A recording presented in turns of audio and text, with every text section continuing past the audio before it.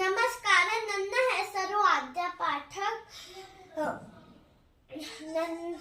ನನ್ನ 2ನೆಯ ತರಗತಿಯಲ್ಲಿ ಓದುತ್ತಿದ್ದೇನೆ. ನಾನು ನಿಮಗೆ ಇವತ್ತು ಚಂದಮಾಮ ಕೇಳಿಸಿ ಆನಂದಿಸಿ.